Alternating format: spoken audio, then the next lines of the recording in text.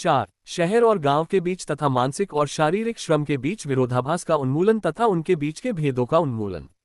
इस शीर्षक में कई समस्याओं को शामिल किया गया है जो एक दूसरे से मूलतः भिन्न हैं। मैं उन्हें एक खंड में सम्मिलित करता हूं, उन्हें एक साथ रखने के लिए नहीं बल्कि केवल संक्षिप्त विवरण के लिए।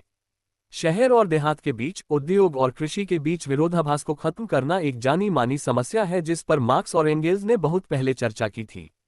इस विरोधाभास का आर्थिक आधार शहर द्वारा देश का शोषण, किसानों का अधिग्रहण और पूंजीवाद के तहत उद्योग, व्यापार और ऋण के विकास के पूरे क्रम द्वारा ग्रामीण आबादी के बहुमत की बर्बादी है। इसलिए पूंजीवाद के तहत शहर और देहात के बीच विरोधाभास को हितों के विरोध के रूप में माना जाना चाहिए।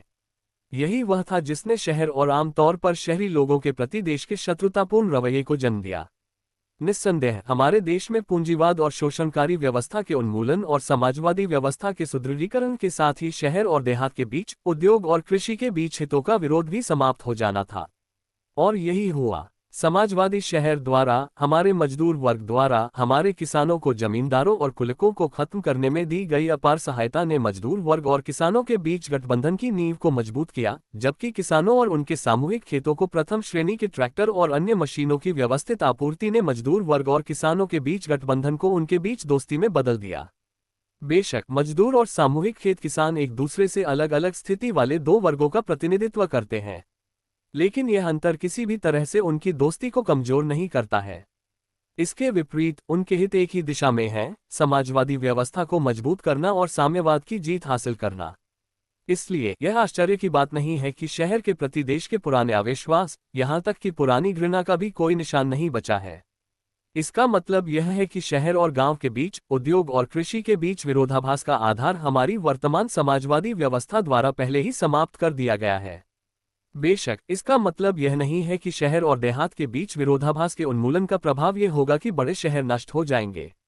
न केवल बड़े शहर नष्ट नहीं होंगे, बल्कि नए बड़े शहर संस्कृति के अधिकतम विकास के केंद्र के रूप में उभरेंगे, और न केवल बड़े पैमाने के उद्योग के केंद्र के रूप में, बल्कि कृषि उपज के प्रसंस्करण और खाद्य उद्योग की सभी शाखाओं के शक्तिशाली विकास के केंद्र के रूप में भी उभरेंगे।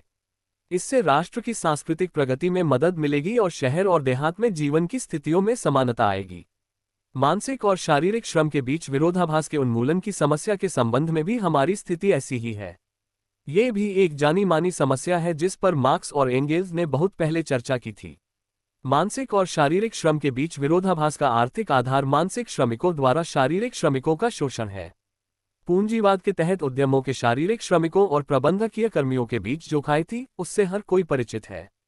हम जानते हैं कि इस खाई ने प्रबंधकों, फोरमैन, इंजीनियरों और तकनीकी कर्मचारियों के अन्य सदस्यों के प्रति श्रमिकों के मन में शत्रुतापूर्ण रवैया पैदा किया, जिन्हें श्रमिक अपना दुश्मन मानते थे। स्वाभाविक रूप से पूंजीवाद और शोषणकारी व्यवस्था के उन्मूलन के साथ शारीरिक और मानसिक श्रम के बीच हितों का विरोध भी गायब हो जाना चाहिए था, और यह वास्तव में हमारी वर्तमान समाजवादी व्यवस्था में गायब हो गया है। आज शारीरिक श्रमिक और प्रबंधकीय कर्मचारी दुश्मन नहीं हैं, बल्कि साथी और मित्र हैं, उत्पादकों के एक सामूहिक निकाय के सदस्य हैं जो उत्पादन की प्रगति और सुधार में गहरी रुचि रखते हैं। उनके बीच पहले की दुश्मनी का कोई निशान नहीं बचा है। शहर, उद्योग और देहात, कृषि तथा शारीरिक और मानसिक श्रम के बीच अंतर के मिटने की समस्या एक बिल्कुल अलग किस्म की है। मार्क्सवादी क्लासिक्स में इस समस्या पर चर्चा नहीं की गई। यह एक नई समस्या है जिसे व्यावहारिक रूप से हमारे समाजवादी निर्माण द्वारा उठाया गया है।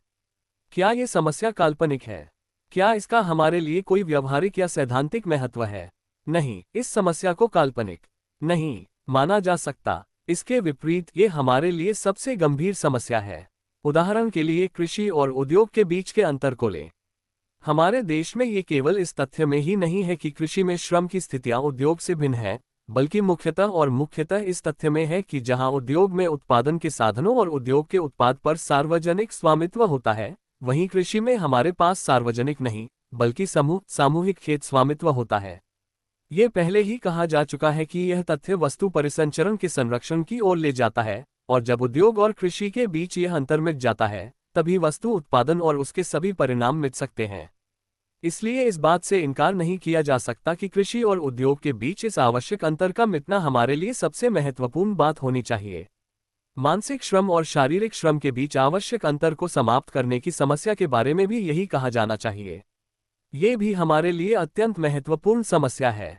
समाजवादी प्रतिस्पर्धा आंदोलन के व्यापक पैमाने पर आने से पहले हमारे उद्योग का विकास बहुत धीमी गति से हुआ था, और कई साथियों ने तो ये भी सुझाव दिया था कि औद्योगिक विकास की दर को धीमा कर देना चाहिए। इसका मुख्य कारण ये था कि श्रमिकों का सांस्कृतिक और तकनीकी स्तर बहुत कम था और तकनीकी कर्मियों से बहुत पीछे था।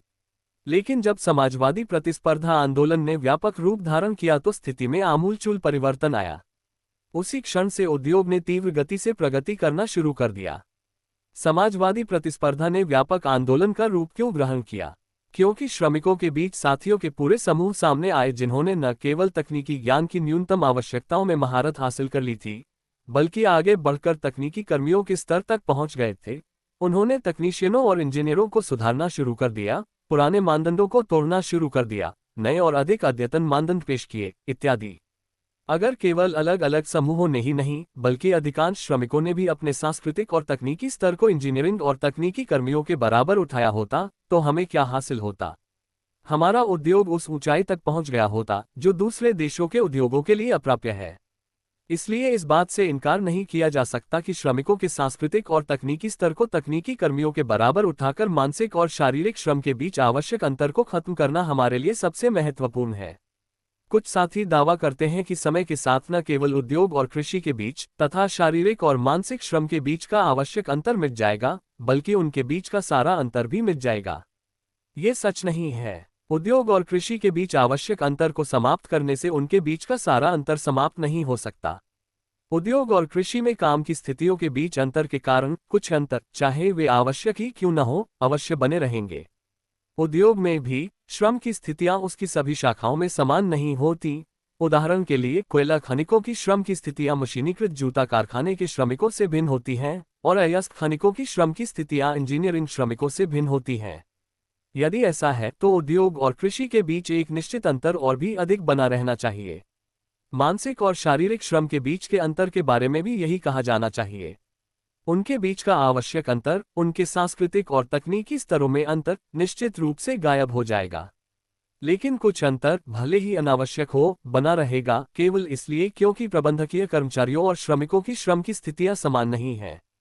जो कॉमरेड इसके विपरीत दावा करते हैं, वे संभवतः मेरे कुछ वक्तव्यों में दिए गए सूत्रीकरण के आधार पर ऐसा करते हैं, जो उद्योग और कृषि के बीच तथा मानसिक और शारीरिक श्रम के बीच के अंतर को समाप्त करने की बात करता है, बिना किसी शर्त के कि इसका मतलब आवश्यक अंतर को समाप्त करना है, सभी अंतरों को नहीं।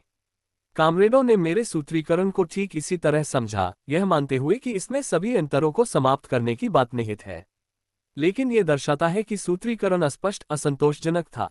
इसे त्याग दिया जाना चाहिए और इसके स्थान पर दूसरा सूत्रीकरण होना चाहिए, जो आवश्यक अंतरों को समाप्त करने और उद्योग और कृषि तथा मानसिक और शारीरिक श्रम के बीच अनावश्यक अंतरों को जारी रखने की बात करता है।